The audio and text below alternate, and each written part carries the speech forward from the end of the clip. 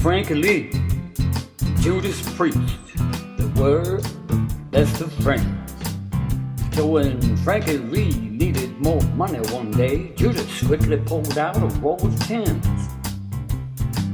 and placed them on a footstool just above the plotted plain, saying, "Take your pick, Frankie boy, my loss will be your gain." Well, Frankie Lee, he sat right down and put his fingers to his chin.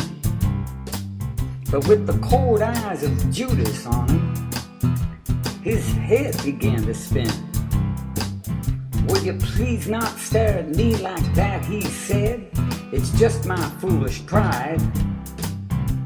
But sometimes a man must be alone, and this is no place to hide." Well, Judas, he just winked and he said, "All right, I'll leave you here. But you better hurry up and choose which of those bills you want before they all disappear. I'm gonna start my picking right now. Just tell me where you'll be." Judas pointed down the road and said, "Eternity."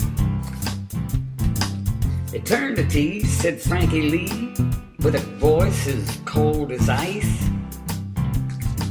"That's right," said Judas Priest. "Eternity, though you might call it paradise. I don't call it anything," said Frankie Lee with a smile. "All right," said Judas Priest. "I'll see you after a while." Well, Frankie Lee, he sat back down, feeling low and mean,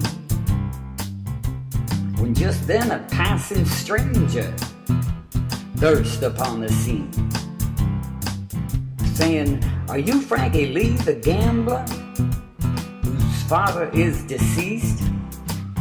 "Well, if you are, there's a fella calling you down the road, and they say his name is Priest." "Oh yes, he is my friend," said Frankie Lee in fright. "I do recall him very well. In fact, he just left my sight."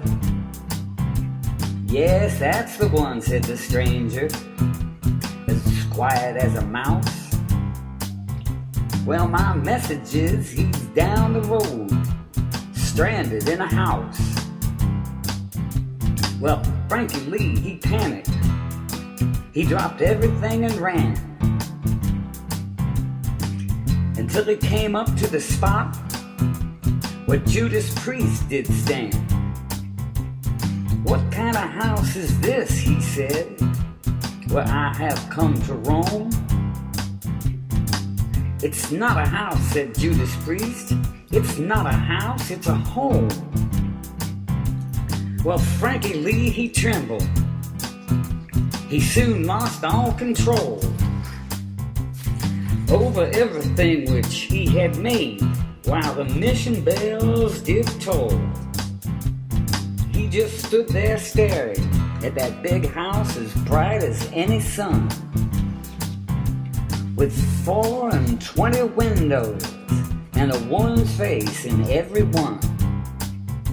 Well, up the stairs ran Frankie Lee with a soulful, bounding leap, and foaming at the mouth, he began to make his midnight creep. For 16 nights and days he made, but on the 17th he burst into the arms of Judas Priest, which is where he died of thirst. No one tried to say a thing when they carried him out in jest, except of course the little neighbor boy who carried him to rest. And he just walked along alone with his guilt so well concealed, and muttered underneath his breath, "Nothing is revealed."